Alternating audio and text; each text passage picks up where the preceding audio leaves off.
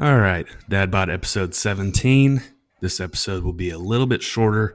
That's just because I was not able to record the accessory day for arms, shoulders, calves, and abs, but obviously still completed that session. And here's the cardio, really from the previous 4-day cycle. That's just the way I'm going to put these in the videos. So this is kind of my off day with some moderate intensity cardio on the bike and then into squat. And this was basically the intro week for squats since I had worked up to 380 for 3 sets of 3 the previous week. So doing a little bit easier session. I would not really call this a deload. It's not quite light enough to call it that, but definitely better bar speed than you saw the previous week. And then this will give me a little bit of recovery before I go back into it. So I'll talk about that more in the eventual training split video. Still trying to find time to record that. I have not had nearly the time off that I hoped for over the holidays. That is not unique to me. That is probably most Americans. That's just the way it is. And obviously squats are lighter here, but they did move really well. Felt good this day. Lower back felt pretty good. And deadlifts that happened on the following 3-day cycle went really well too, although they were fairly light as well. And I am recording this commentary between sets on my accessory day. I am recording this one, so it will be in the next episode. It should be back to the normal length. So if the length of 11 to 15 minutes is preferred for you, then you'll get that back. And it's Monday, December 30th, the day before New Year's Eve today. Still not actually sure what my work schedule looks like on New Year's Eve. If I get that day off, that will kind of be a sign for how much time I might have for the rest of the week. And I mean, it really shouldn't take that much time to record the training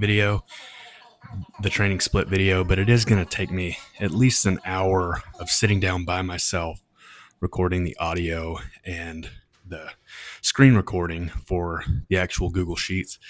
And I have not had an hour where I could just sit and talk with a computer unless I wanted to sacrifice my training time. So hoping to do that. Like I keep saying, I apologize for beating a dead horse, to use a terrible phrase that doesn't really make any sense, but working on it.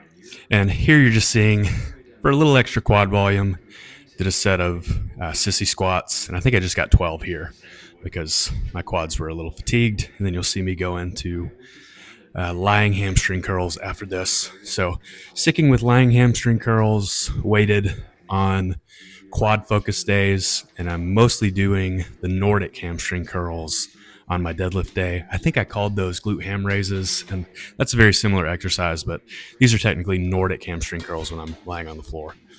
But what you're seeing now are lying hamstring curls just with this old rusty attachment for this bench I've had since I was a teenager.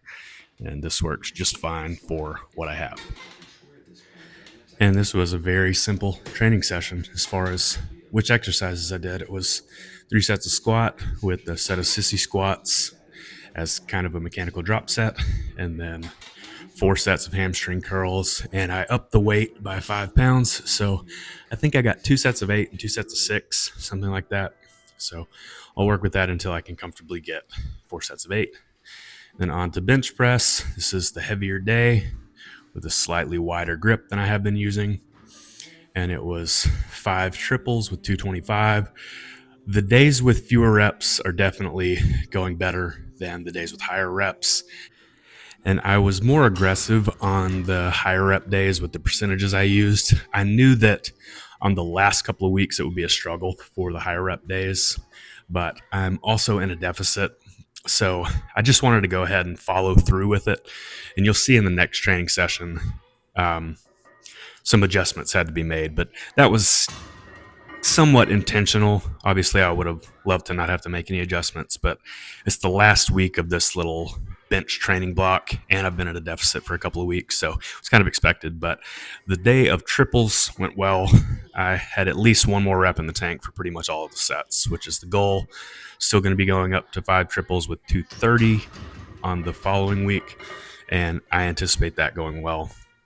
But again, I am in a slight deficit. And then once I get down to a weight that makes sense for me, I'll see exactly what it is, between 180 and 185 pounds.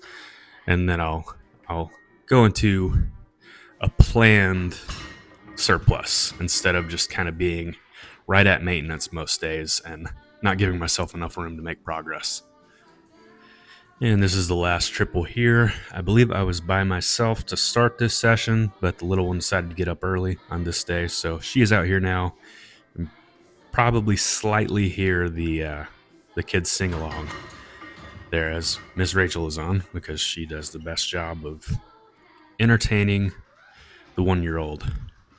In the pull-ups now, I said in the last video, or the one before that I would not be alternating between bench press and pull-ups moving forward, just to save as much energy as I could. And that's why I'm over here on this particular day. Since the bench isn't taken up with bench press, I did pull-ups here after, and then I alternated with my chest accessory, and then I did the final back exercise of the day on its own. So that's honestly probably better for hypertrophy. My back has always been a weak point. But again, I'm not planning to compete in bodybuilding again, so it's not that important, but it's always nice to feel like your back's pretty big. My traps and most of my upper back have been okay. I just have weird high lat attachments. So my lat spread never looked very good from the front or the back.